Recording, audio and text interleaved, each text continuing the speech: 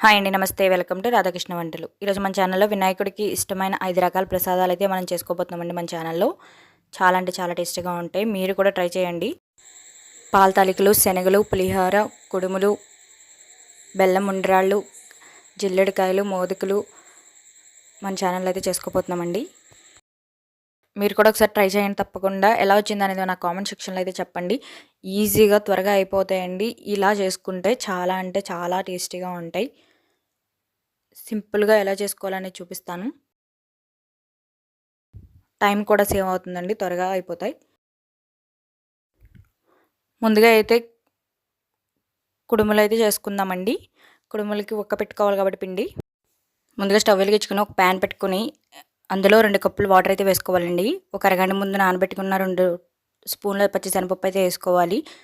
అలాగే కుడుములకి సరిపడా ఉప్పు అయితే వేసుకోవాలండి. వేసుకొని ఈ విధంగా మరగనివ్వాలి. పచ్చిశనగపప్పు ఉడికేంత వరకు ఈలోపు పక్కన వేరే స్టవ్ మీద అయితే పెట్టుకోవాలండి. ఈలోపు నైట్ 1 కప్పు శనగలు అయితే ఏ కప్పు అయితే తీసుకుంటున్నారో అదే కప్పు తీసుకుని ఆ కప్పుతో 2 కప్పులు అయితే వాటర్ వేసుకోవాలండి కుక్కర్లో వేసుకుని. ఈ విధంగా కుక్కర్లో వేసుకుని కొద్దిగా రుచికి సరిపడా ఉప్పు అయితే వేసుకుని ఈ విధంగా విజిల్స్ అయితే పెట్టుకోవాలండి. 3 విజిల్స్ రావాలి. ఈలోపు కుడుములకైతే పచ్చిశనగపప్పు అయితే ఉడికిపోయిందండి. ఇప్పుడు కొద్దిగా పచ్చి కొబ్బరి తురుము అయితే వేసుకోవాలండి. అలాగే రవ్వ బయట దొరుకుతుంది కదండి, బియ్యపు రవ్వ అని. నేను అలా బియ్యపు రవ్వ అయితే యూజ్ చేస్తున్నాను.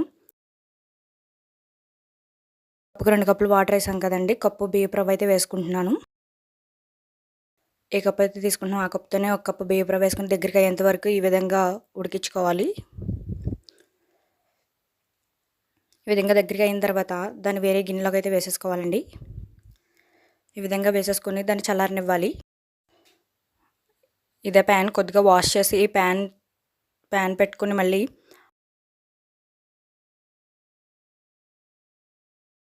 ఒక కప్పు వాటర్ అయితే వేసుకోవాలండి. వాటర్ వేసుకుని రుచికి సరిపడా సాల్ట్ అయితే వేసుకోవాలి. వేసుకున్న తర్వాత కొంచెం నెయ్యి వేసుకోవాలండి, 1 టేబుల్ స్పూన్. ఈ విధంగా వాటర్ మొత్తం మరిగిపోయిన తర్వాత 1 కప్పు వరిపిండి అయితే వేసుకోవాలండి. ఈ విధంగా వేసుకుంటూ తిప్పుకోవాలి. దగ్గరికి అయ్యేంత వరకు తిప్పుకోవాలండి. కప్పు వాటర్కి కప్పు పిండి అయితే వేసుకోవాలండి. కప్పే వేసుకోవాలి. ఈ విధంగా దగ్గరికి అయ్యేంత వరకు మ్యాష్ చేసుకోవాలండి. ఈ విధంగా మొత్తం కలిసేటట్లు కలుపుకోవాలి.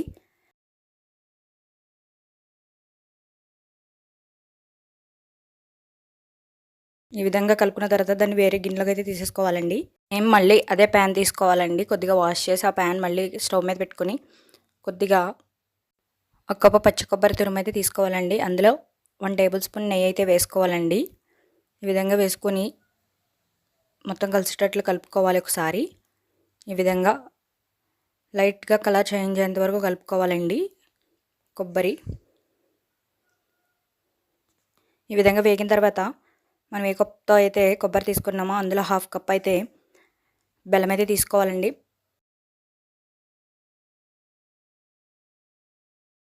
ఎక్కువ తినాలనిపిస్తే కొంచెం ఎక్స్ట్రా వేసుకోండి. అలాగే 2 టేబుల్ స్పూన్ షుగర్ అయితే వేసుకోవాలండి. వేసుకుని ఈ విధంగా బెల్లం కరిగేంత వరకు కలుపుతూ ఉండాలి. మీరు కావాలంటే 2 స్పూన్స్ వాటర్ అయితే యాడ్ చేసుకోవచ్చండి, ఏమీ కాదు.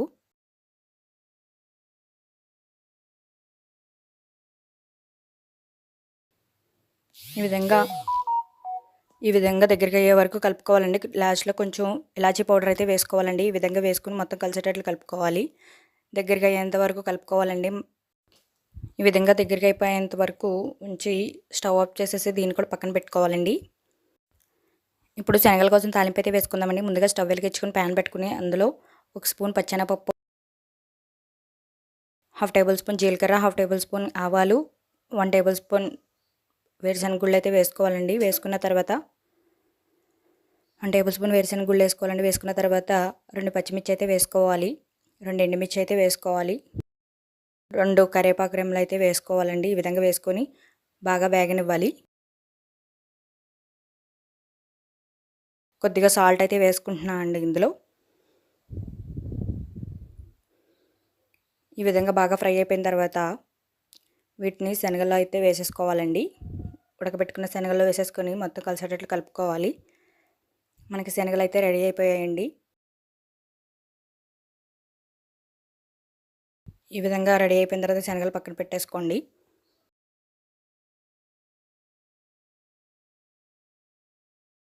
కుక్కర్ తీసుకొని ఆ కుక్కర్లో మన పులిహోర కోసం అయితే రైస్ అయితే ఉడకపెట్టుకుందామండి.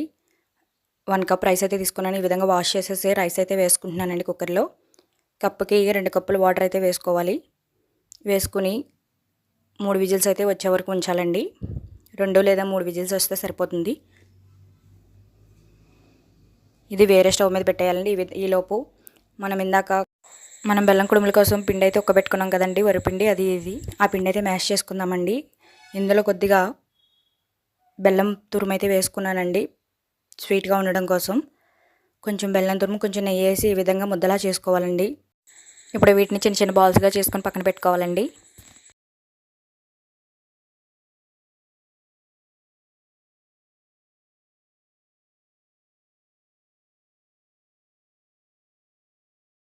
మీకు అంటుకున్నట్టు అనిపిస్తే కొంచెం నెయ్యి అప్లై చేసుకోండి. అలాగే కొబ్బరి కూడా ఉండలు చేసుకొని పక్కన పెట్టుకోవాలండి. కొబ్బరి ఇవన్నీ అయితే వచ్చాయో అవి కూడా అన్నీ చేసుకొని ఈ విధంగా వీడియో క్లిప్లో చూపిస్తున్నట్టయితే చేసుకోవాలండి. ఇప్పుడు బెల్లం ఉండరాళ్ళు అయితే చేసుకుందామండి. ఈ విధంగా బాల్స్ తీసుకొని ఫ్లాట్గా ఒత్తుకొని అందులో ఈ కొబ్బరి ఉండలు అయితే పెట్టుకొని ఈ విధంగా రౌండ్గా చుట్టుకోవాలండి. మీకు ఎక్కడైనా క్రాక్స్ అనిపిస్తే కొద్దిగా వాటర్ అప్లై చేసి కవర్ చేయొచ్చండి క్రాక్స్ అనిపించినట్లయితే. మీకు అంటుకున్నట్లయితే పిండి అయితే తీసుకోవచ్చు, లేదా నెయ్యి అయినా అప్లై చేసుకోవచ్చు అండి. మీ హ్యాండ్కి అంటుకున్నట్లయితే. మీకు క్రాక్స్ ఏమైనా అనిపిస్తే ఈ విధంగా వాటర్ అప్లై చేసి కవర్ చేయండి, కవర్ చేసుకోవచ్చు. బెల్లం ఉండరాలు అయితే రెడీ అయిపోయాయండి, పక్కన పెట్టేసుకోండి ఇవి. ఇప్పుడు మోదకులు అయితే చేసుకుందామండి. దీన్ని కూడా అదేవిధంగా ఫ్లాట్గా ఒత్తుకోవాలి. ఒత్తుకొని మధ్యలో కొబ్బరి ఉండ అయితే పెట్టుకుని మోదకుల షేప్లో అయితే చేసుకోవాలండి. ఈ విధంగా వీడియో క్లిప్లో చూపిస్తున్నట్టయితే చేసుకోవాలి. ఈ విధంగా చేసుకుని నైఫ్తో అయితే మోదక్ షేప్ వచ్చేలాగా ఈ విధంగా నైఫ్ని పిండిలో అయితే డిప్ చేసి ఈ విధంగా నాట్లు అయితే పెట్టుకోవాలండి. అదేవిధంగా మిగతా 3 మోదకులు కూడా అలాగే చేసుకోవాలి. ఈ విధంగా మోదకులు చేసుకొని పక్కన పెట్టుకోవాలి.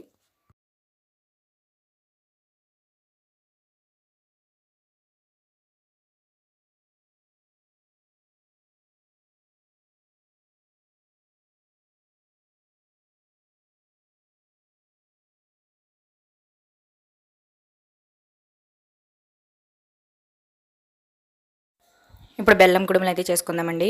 దీన్ని అయితే ఓవెల్ షేప్లో అయితే చేసుకొని ఈ విధంగా ఫ్లాట్గా అందులో కొబ్బరి ఉండ అయితే పెట్టుకుని ఈ విధంగా అరచేతిలో పెట్టుకొని ప్రెస్ చేయాలండి. మీకు అంటుకున్నట్లు అనిపిస్తే కొద్దిగా నెయ్యి అప్లై చేసుకోండి, లేకపోతే పిండి అయితే అప్లై చేసుకోండి. ఈ విధంగా అరచేతిలో పెట్టుకుని ప్రెస్ చేయాలండి. ఈ విధంగా చేసుకుంటే బెల్లం కుడుములు అయితే మనకు రెడీ అయిపోతాయి. ఈజీగా చేసేసుకోవచ్చండి. చాలా అంటే చాలా ఈజీగా ఉంటాయి. మీకు ఎక్స్ట్రా పిండి ఉన్నట్టు అనిపిస్తే ఆ పిండి రిమూవ్ చేసండి. ఈ విధంగా చేసుకుని పక్కన పెట్టుకోవాలి బెల్లం కుడుములు. ఇప్పుడు జిల్లెడకాయలు అయితే చేసుకుందామండి. ఈ విధంగా ఫ్లాట్గా ఒత్తుకోవాలండి, రౌండ్గా. ఈ విధంగా ఒత్తుకొని మధ్యలో కొబ్బరి ఉండ అయితే పెట్టుకుని ఈ విధంగా క్లోజ్ చేసి మనకి గజ్జికాయ షేప్లో అయితే ఒత్తుకోవాలండి. ఈ విధంగా వీడియో క్లిప్లో చూపిస్తున్నట్టయితే ఒత్తుకోవాలండి. అంతేనండి, జిల్లెడకాయలు అయితే రెడీ అయిపోయాయి. మోదకులు, బెల్లం కుడుములు, బెల్లం ఉండ్రాళ్ళు, జిల్లెడకాయలు అయితే మనకు రెడీ అయిపోయాయండి. అదేవిధంగా కుడుములు కూడా చేసుకోవాలండి. ఈ విధంగా కుడుములు కూడా బాల్స్లా చేసుకొని ప్లేట్లో పెట్టుకోవాలండి. ఇప్పుడు ఇడ్లీ పాత్ర అయితే పెట్టుకుని ఒక గ్లాస్ వాటర్ వేసుకొని ఇడ్లీ రేక్ అయితే పెట్టుకోవాలండి. పెట్టుకొని దాని మీద కుడుములు అయితే ఈ విధంగా వేసుకోవాలి. ఒక రేకులో కుడుములు వేసుకుని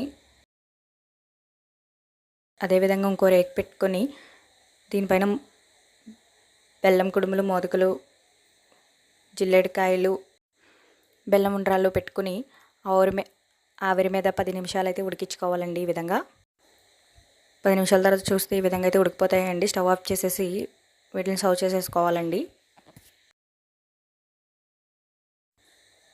కుడుములు, బెల్లం కుడుములు అయితే రెడీ అయిపోయాయండి.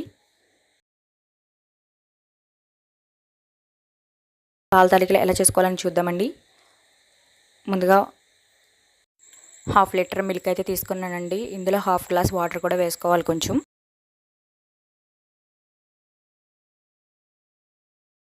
వరిపిండి తీసుకొని అందులో కొద్దిగా వాటర్ వేసుకొని క్రీమ్లా చేసుకోవాలండి. ఈ విధంగా కలుపుకొని పక్కన పెట్టుకోవాలి. ఈ విధంగా పాలు పొంగాలండి. పాలు పొంగిన తర్వాత ఈ విధంగా మీ దగ్గర చిల్లులు గరిటె ఉంటే ఈ విధంగా తీసుకొని ఆ పిండి దీని మీద నుంచి ఇలా ప్రెస్ చేస్తూ లాగితే మనకి చిన్న చిన్న తాలికలు అయితే వస్తాయండి. ఈజీగా చేసేసుకోవచ్చు.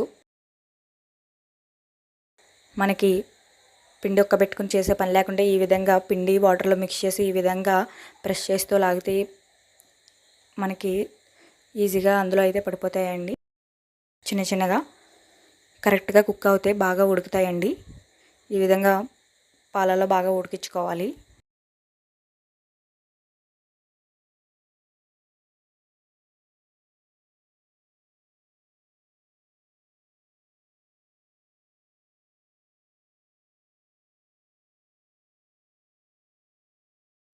కొద్దిగా ఇలాచీ పౌడర్ అయితే వేసుకోవాలండి.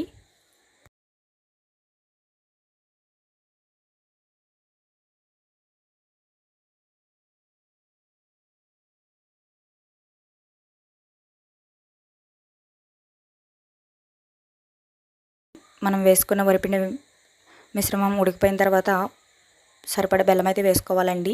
మీ టేస్ట్ తగ్గట్టు వేసుకోవచ్చు. బెల్లం ఎంత కావాలో ఎంత. ఈ విధంగా బెల్లం వేసుకొని బెల్లం కరిగేంత వరకు తిప్పేసి ఉడికిపోయిన తర్వాత స్టవ్ ఆఫ్ చేసేస్తే సరిపోతుందండి.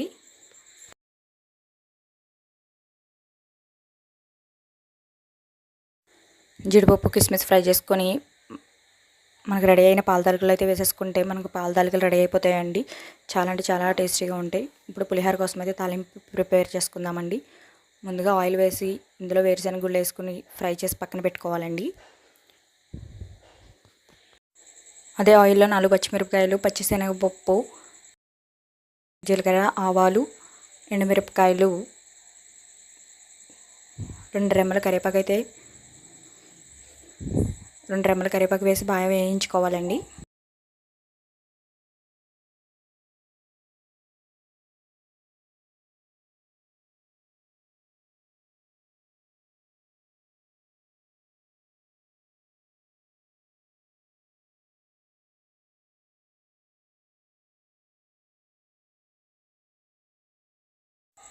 అవి బాగా వేగిన తర్వాత ముందుగా నానబెట్టుకున్న చింతపండు అయితే గుజ్జు తీసుకుని ఈ విధంగా అయితే వేసుకోవాలండి.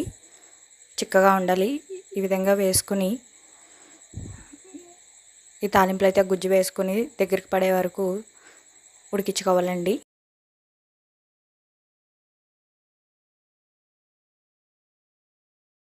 పులిహోరకి సరిపడా ఉప్పు అయితే వేసుకోవాలండి. అలాగే కొద్దిగా పసుపు వేసుకోవాలి. ఈ విధంగా ఉడికించుకోవాలండి. ఆయిల్ పైకి తేలే వరకు అయితే ఈ చింతపండు పులుసు అయితే ఉడికించుకోవాలండి. పులిహోర పులుసు ఈ విధంగా ఆయిల్ పైకి తేలేంత వరకు ఉడికించుకున్న తర్వాత దీన్ని రైస్లో వేసేసి అయితే కలిపేసుకోవాలి. సరిపడా వేసుకుని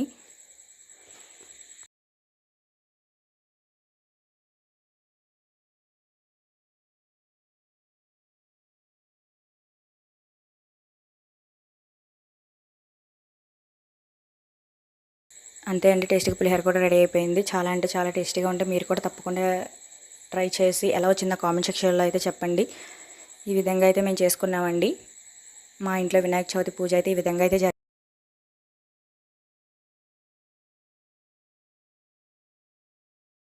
వినాయకుడికి ఇష్టమైన ప్రసాదాలండి.